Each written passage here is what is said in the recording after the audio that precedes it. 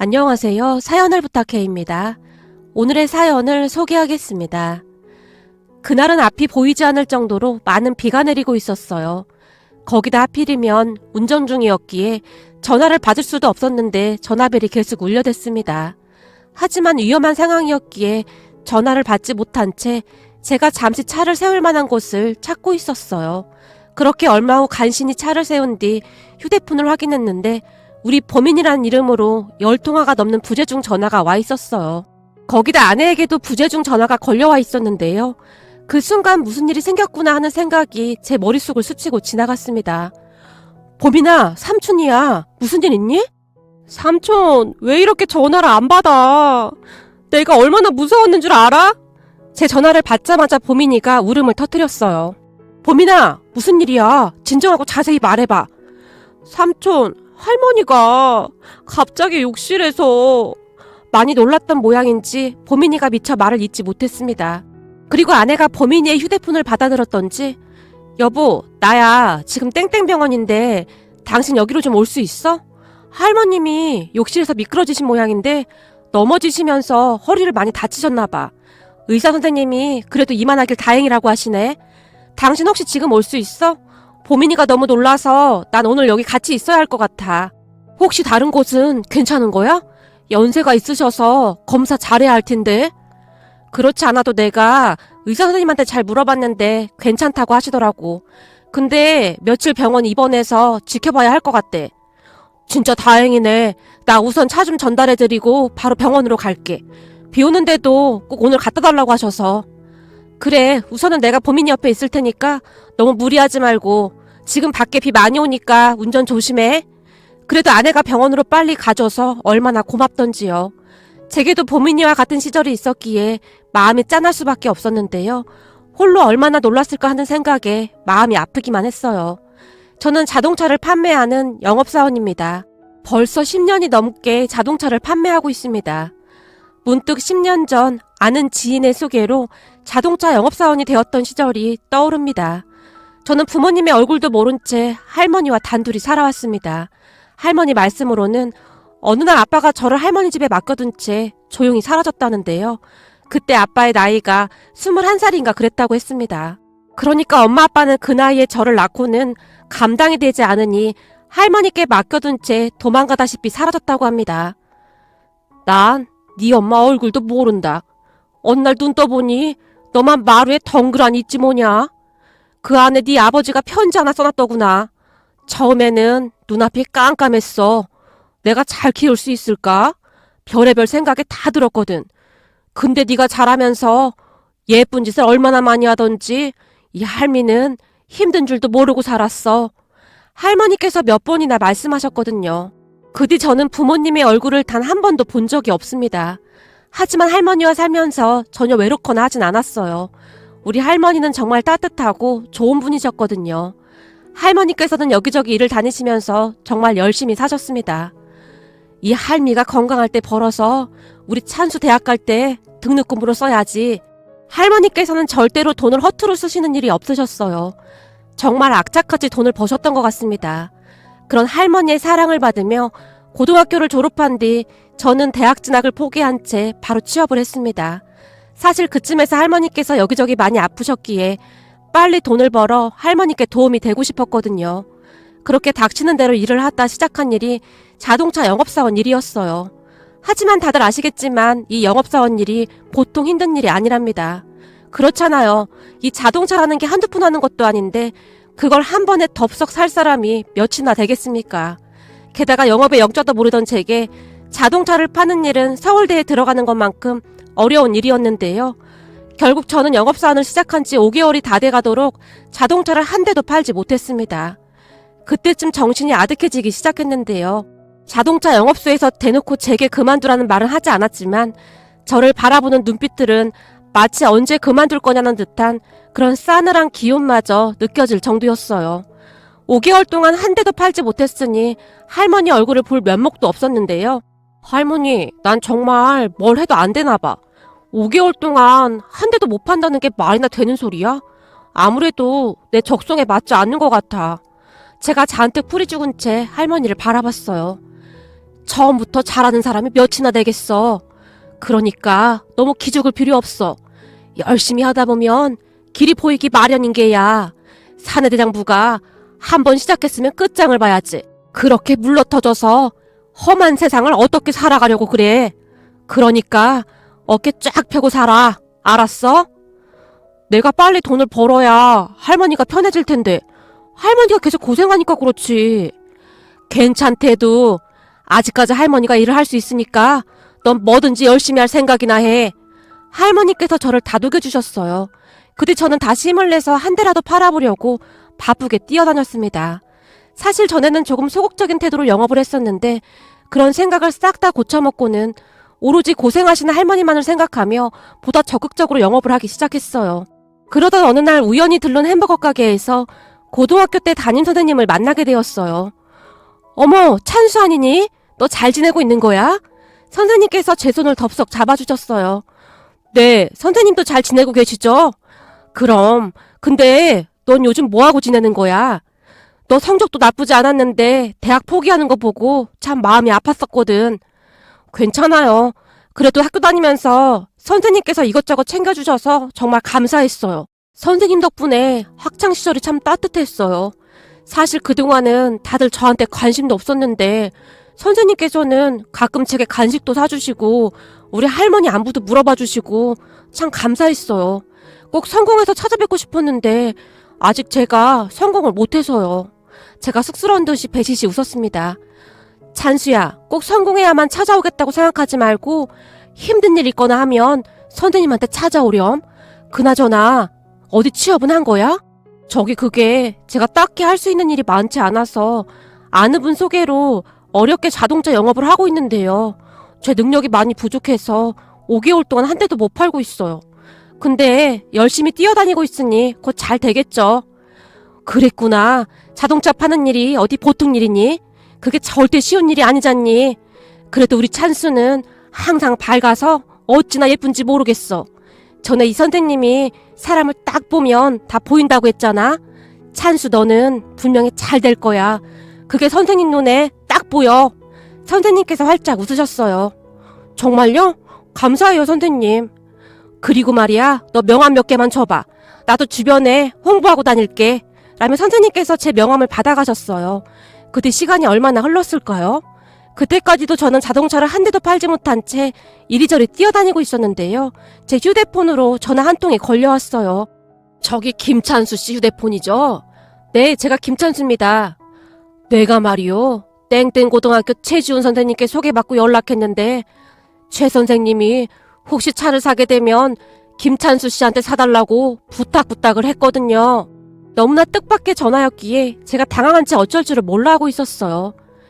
영업사원이 이렇게 말주변이 없어서 어디 영업해먹겠어요? 죄송합니다. 사실 고객님이 제게 처음 전화 주신 고객님이시거든요. 아무튼 그건 그렇고 땡땡동에 있는 땡땡 예식장 알죠? 그 오른쪽 옆 건물 3층에 우리 사무실이 있으니까 거기로 견적서 좀 가지고 와봐요. 내가 차를 하나 사야 하거든. 근데 최 선생님이 어찌나 신신당부를 하던지 모른 척을 할 수가 없어서 말이요. 네, 알겠습니다. 그럼 혹시 지금 바로 시간 괜찮으세요? 고객님만 괜찮으시다면 제가 바로 그곳으로 가겠습니다. 그래요, 그럼. 마침 나도 지금 한가하니까 바로 여기로 와요. 고객님이 바로 승낙을 했습니다. 고객님과 전화통화를 끝낸 뒤 제가 만세를 불렀는데요. 심장이 어찌나 콩닥거렸는지 모르겠습니다. 그렇게 잠시 후 고객님의 사무실로 불이 났게 달려갔는데요. 안녕하십니까 고객님, 김찬수입니다. 제가 사무실이 울리도록 쩌렁쩌렁한 목소리로 인사를 했습니다. 거참 목소리는 씩씩해서 좋구만. 연세가 있어 보이는 어르신께서 큰 소리로 웃으셨어요. 우리 최 선생님한테 들어보니 아주 성실한 청년이라고 칭찬이 자자하더구만요. 아닙니다. 선생님이 워낙 좋은 분이시라 좋게 봐주신 것 같습니다. 우선 여기로 좀 앉아봐요. 그리고 나한테 판매를 한번 해봐요. 내가 이래봬도 그렇게 호락호락한 사람이 아니거든. 그러니까 지금부터 한번 팔아봐요. 어르신께서 말씀하셨는데 어르신 눈빛이 예사뿐이 아닌 듯해 보였어요. 그렇게 저는 어르신께 한참 동안 설명을 했는데요. 어쩌면 첫 계약을 할 수도 있겠다는 긴장감에 식은땀이 흐릴 정도였어요. 이렇게 해서 밥 벌어 먹겠어요? 아직 한참 더 공부해야겠네. 어르신께서 의미심장한 눈빛으로 저를 바라보셨어요. 죄송합니다. 입사하고 아직까지 한 대도 못 바라봐서 제가 긴장을 좀 많이 한 것 같습니다. 순간 제 손이 벌벌 떨리고 있었는데요. 어르신의 눈빛이 워낙 범상치 않았기에 매 순간 압도당하고 말았거든요. 그럼 오늘은 이만하고 다음에 한번 보도록 하죠. 오늘은 영 사고 싶지가 않네. 네, 알겠습니다. 그럼 혹시 내일 다시 찾아뵈도 될까요? 내일 다시? 하긴 뭐 내가 막 바쁜 사람도 아니니까. 그럼 내일 다시 오던지. 정말 감사합니다. 그럼 내일 뵙겠습니다. 제가 90도로 허리를 숙여 인사를 드린 뒤 그 사무실을 나왔습니다. 그리고 그 다음날 어르신 사무실로 아예 출근을 해서 다시 영업을 시작했어요. 하지만 역시나 어르신께서는 이렇게나 비싼 차를 그냥 막 살 수도 없고 영 땡기지가 않네 라며 고개를 절레절레 흔드셨어요. 지당하신 말씀입니다, 고객님. 차가 어디 한두 푼 하는 것도 아니고 당연한 말씀이십니다. 그럼 혹시 내일 다시 찾아뵈도 될까요? 제가 간절한 눈빛으로 어르신을 바라봤어요. 그러던지 내일도 계속 사무실에 있을 것 같으니까. 네, 고맙습니다. 정말 고맙습니다. 제가 다시 90도로 인사를 하고 그곳을 나왔습니다. 그런데 집에 도착하자마자 선생님께 전화가 왔어요. 찬수야, 내가 소개해준 그 어르신 말이야. 많이 까다롭지? 아닙니다. 저 같은 초짜한테 약속도 잡아주시고 만나주시는 것만으로도 제가 너무 감사하죠. 제가 꼭 그 어르신께 차 팔아서 인사 갈게요. 항상 마음 써주셔서 감사해요, 선생님. 아니야, 내가 한 게 뭐가 있다고. 난 그냥 소개만 해준 것뿐인걸. 근데 말이야, 그 어르신 어마어마한 부자야. 거기다 우리 학교 총 동문회장이기도 하시거든? 네가 그분 마음만 얻을 수 있다면 앞으로 탄탄대로일 거야. 그러니까 무슨 일이 있어도 그 어르신 꼭 잡아야 한다. 네가 상상하는 것보다 훨씬 부자시거든. 그리고 어르신이 의리가 있으신 분이라 내 사람이다 라고 한번 마음먹으시면 절대 신의를 저버리지 않거든. 반면에 한번 실망하시면 바로 끝이니까 명심하고, 무슨 일이 있어도 그 어르신 마음에 들도록 해봐. 내가 너니까 소개시켜준 거야. 넌 참 마음이 맑은 아이니까. 선생님, 정말 감사합니다. 제가 절대 은혜 잊지 않을게요. 순간 제 눈에서 눈물이 비오듯이 쏟아져 내렸습니다. 그동안 살아오면서 할머니를 제외하고 제게 그토록 따뜻한 말을 해주신 분은 선생님밖에 없었으니까요. 그 뒤 저는 잠자는 시간까지 줄인 채 홀로 방에 틀어박혀 자동차 판매하는 연습을 하기도 했어요. 그렇게 한 달가량이 지났을까요? 그 어르신께서 딱 하고 손뼉을 치시더니 그래, 결정했다. 이게 딱 좋겠구만. 이걸로 계약하자 라는 말씀을 하셨어요. 이렇게 비싼 차로요? 이 차는 1억이 넘는 차인데요? 지금까지 보셨던 차는 다 경차인데? 깜짝 놀란 제가 어리둥절한 표정으로 어르신을 바라봤어요. 자네가 한 달 동안 고생한 보람은 있어야 하지 않겠나? 늙은이가 그렇게 귀찮게 하는데도 얼굴 한 번 찌푸리지 않더구만. 얼굴이 항상 웃는 상이야. 최 선생님이 왜 나한테 소개해줬는지 알겠어. 역시 최 선생님은 날 실망시키지 않는단 말이야. 어르신께서 사무실 떠내려가라 큰 소리로 웃으셨어요. 고객님, 감사합니다. 이 은혜 절대 잊지 않겠습니다. 어르신의 말에 제가 벌떡 일어나서 허리 숙여 인사를 드렸어요. 앞으로 먹고 살려면 그 정도 깡은 있어야 하는 법이지. 할머님이 손주를 아주 잘 키우셨구만. 최 선생님이 얘기하기를 자네를 키워주신 할머님께서 그렇게 바르신 분이라고 칭찬을 하더구만. 없는 살림에도 안쓰러운 사람들 도와주시는 그런 분이시라고. 자네 할머니께서 소풍날 김밥을 한 개 더 싸주셨다는 소리 들었네. 그걸 자네가 아침 일찍 학교에 가서 짝꿍 책상에 넣어뒀다고 하더구만. 네? 그걸 어떻게 아세요? 그건 아무도 모르는 일인데요? 그때 당시 제 짝꿍은 할아버지와 단둘이 살고 있었기에 소풍날 김밥 싸우기 힘들었던지 소풍 가기 며칠 전부터 가기 싫다는 말을 했었거든요. 난 소풍 이런 거 진짜 싫어. 김밥 싸줄 사람도 없는데 정말 창피하거든. 아무래도 둘이 처지가 비슷했기에 짝꿍이 제게만 털어놓은 듯 했어요. 그리고 그 말을 들은 제가 할머니께 말씀을 드렸는데요. 그럼 이 할미가 하나 더 싸줄 테니 일찍 가서 짝꿍 책상에 넣어둘래? 김밥 하나 더 싸는 게 뭐가 어렵다고 라며 음료수와 김밥 도시락을 하나 더 준비해 주셨어요. 근데 그 사실을 아는 사람은 짝꿍과 저밖에 없었거든요. 그랬으니 제가 놀란 토끼눈이 된 채 어르신을 바라봤어요. 그날 소풍날 말이야. 최 선생님도 혹시나 해서 자네 짝꿍한테 몰래 김밥을 주려고 교실로 들어가려다가 자네가 김밥 넣어두는 걸 본 모양이야. 그 모습을 보고 어찌나 뿌듯했는지 모르겠다며 입이 닳도록 자네 칭찬을 하더구만. 제가 한 일도 아닌걸요. 우리 할머니께서 다 준비해 주신걸요. 쑥 들어온 마음에 제가 머리만 긁적인 채 서 있었어요. 요즘 같은 세상에는 말일세, 그런 마음 따뜻한 사람이 정말 필요한 세상이 됐거든. 좋게 봐주셔서 정말 감사합니다. 앞으로도 바른 사람이 되도록 노력하며 살겠습니다. 저도 모르게 그 말이 튀어나왔어요. 그렇지. 그런 마음으로 살면 앞으로 다 잘 될 걸세. 암튼 나 그 자동차로 계약함세. 최첨단 기능 하나도 빼지 말고 풀 옵션으로다가. 어르신께서 다시 한번 강조해서 말씀하셨어요. 정말 감사합니다. 순간 제 목소리가 떨리고 있었어요. 그렇게 저는 그날 첫 판매를 했습니다. 그것도 우리 영업소에서 가장 비싼 차로 말이죠. 그 모습을 보며 다들 깜짝 놀랐는데요. 이야, 첫 판매가 이 대형 세단이란 말이야? 김찬수 씨 대단한데?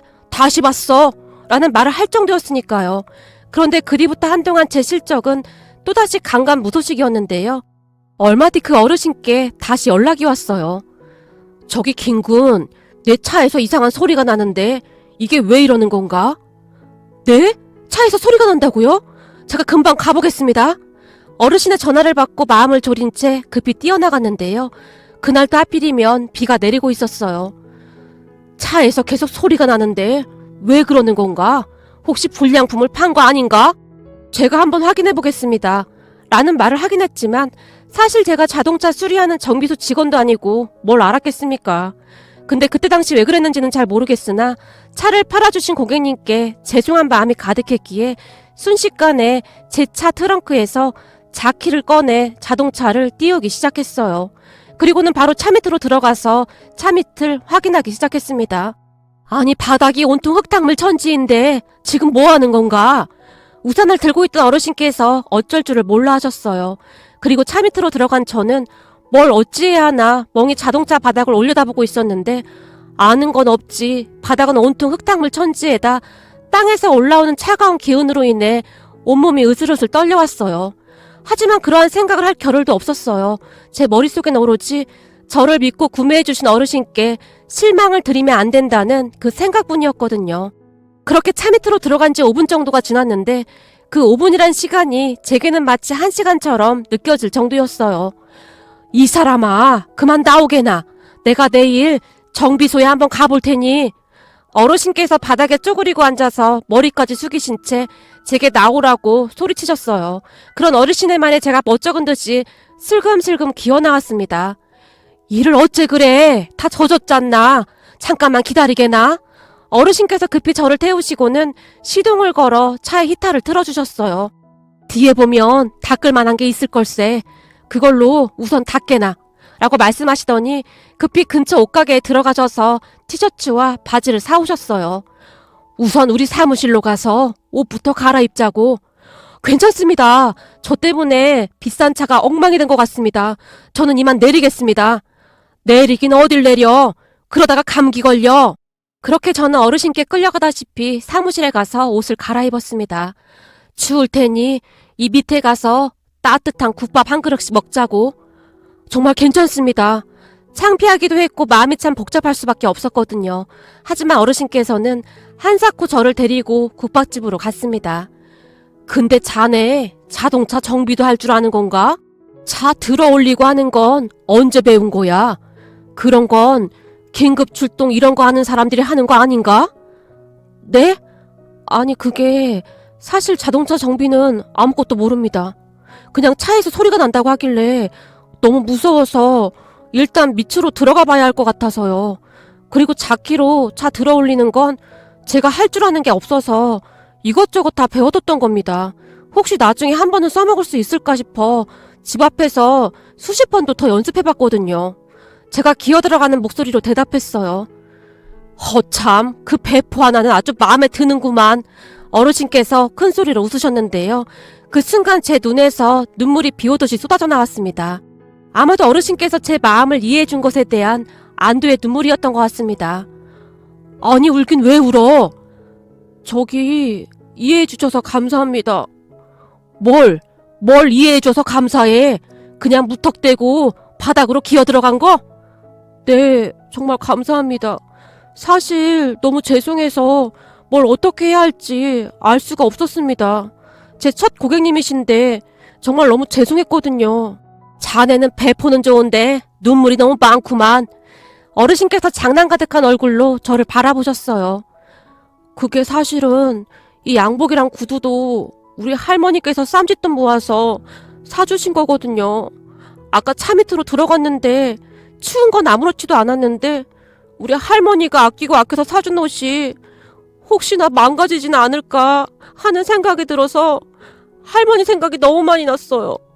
우리 할머니 지금껏 저 키우시느라 허리 한 번을 못 펴고 사셨거든요. 할머니께 너무 죄송하고 불쌍한 우리 할머니가 생각나서 저도 모르게 눈물이 나왔습니다. 제가 빨리 돈 벌어야 우리 할머니가 좀 편해지실 텐데 제가 너무 못난 것 같아서요. 말을 하는 내내 제 눈에서 눈물이 비오듯이 쏟아지고 있었어요. 그런 제 모습을 보며 어르신의 눈시울도 붉어져 있었는데요. 자네 할머님은 참 뿌듯하시겠구만. 이런 손자가 있어서. 우선 따뜻한 국물부터 뜨자고. 어르신께서 제 손에 숟가락을 쥐어주셨어요. 그리고 그때부터 제 인생이 송두리째 바뀌어 버렸는데요. 어르신께서 얼마나 인맥이 좋으신지 많은 분들을 소개해 주셨거든요. 어르신께서 어떤 분이시길래 사람들이 묻지도 따지지도 않고 저만 찾아오는지 이해가 되지 않을 정도였어요. 그 뒤 저는 판매왕이 될 정도로 실적이 좋아졌습니다. 사람의 신뢰가 얼마나 중요한 것인지 다시 한번 깨닫게 되는 계기가 되었답니다. 아무것도 모르는 초짜 영업사원이지만 끝까지 책임지려고 노력하는 자네 모습에 내가 감동받았네.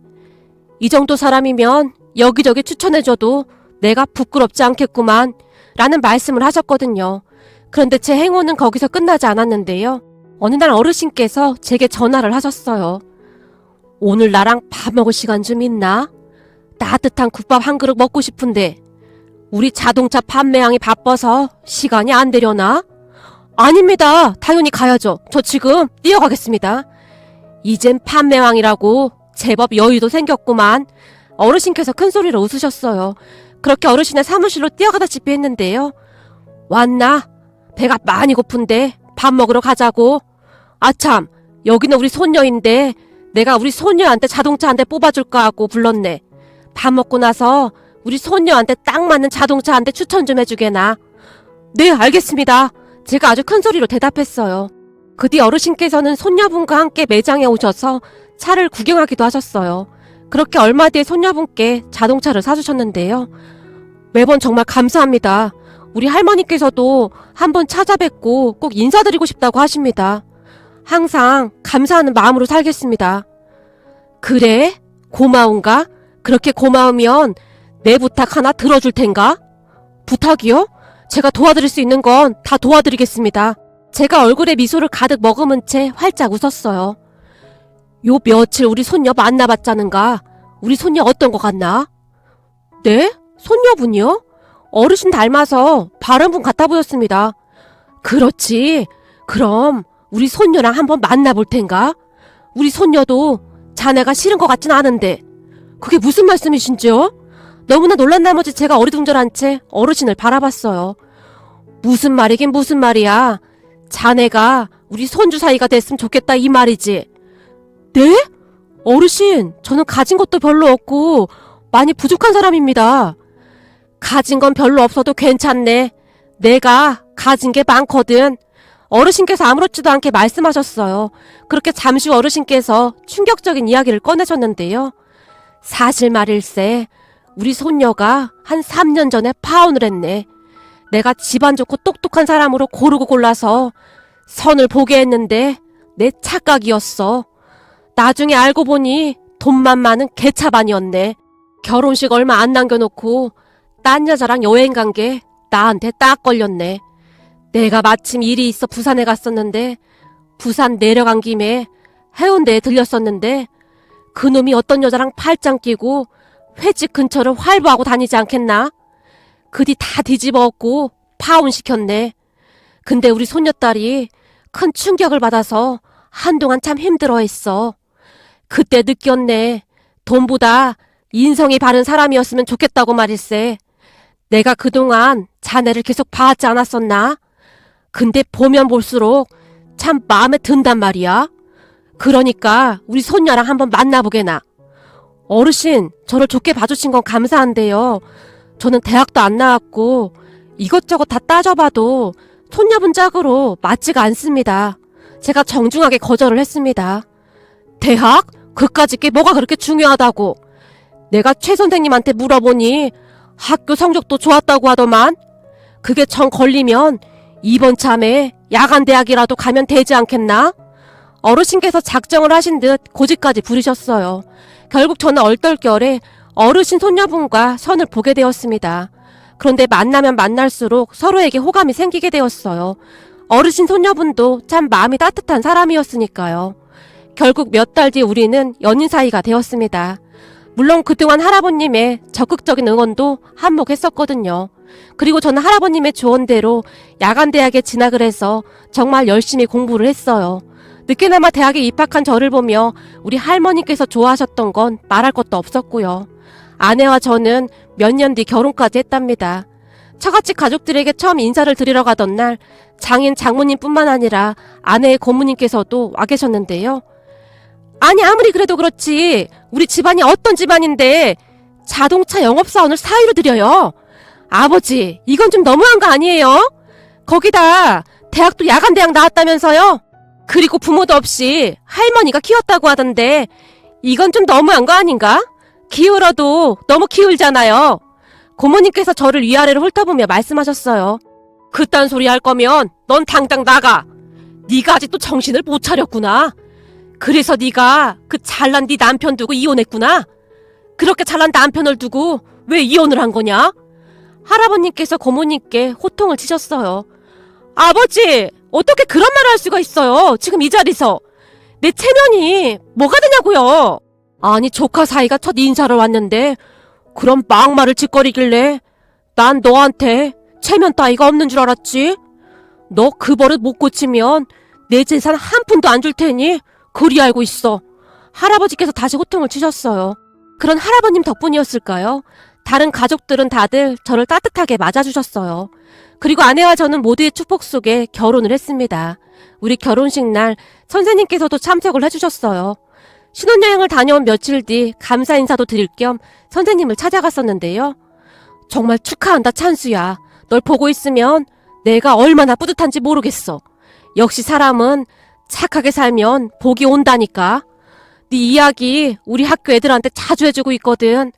특히나 너처럼 어려운 환경 속에서 살고 있는 친구들한테 큰 힘이 되고 있어. 얼마 전에 우리 반에 보민이란 학생 하나가 하도 말썽을 피우길래 네 얘기해줬더니 많이 놀라면서 요즘 많이 착해졌어. 보민이도 할머니랑 단둘이 살고 있거든. 근데 할머니 몸까지 안 좋으셔서 보민이가 더 힘들 거야. 선생님께서 안타까운 듯이 말씀하셨어요. 선생님께서는 좋은 분이셨기에 아이들을 잘 챙기긴 하셨지만 문득 혼자 힘으로는 다 챙길 수는 없겠다라는 생각이 들었어요.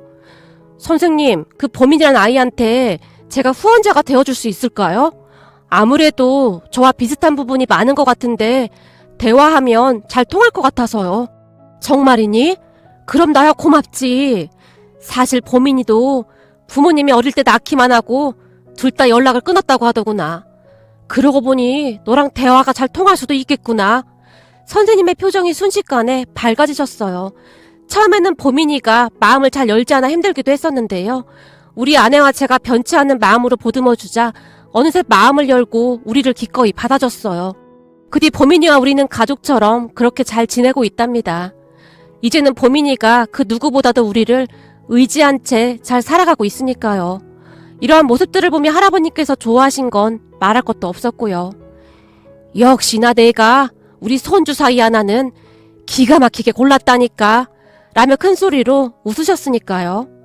앞으로 제 소원은 하나밖에 없는데요. 우리 가족들 모두 건강했으면 좋겠습니다. 그리고 그동안 키워주신 우리 할머니가 오래오래 제 곁에 계셔주셨으면 하고 간절히 바라봅니다. 오늘의 사연은 여기까지였습니다. 즐겁게 보셨다면 구독, 좋아요 부탁드립니다. 고맙습니다.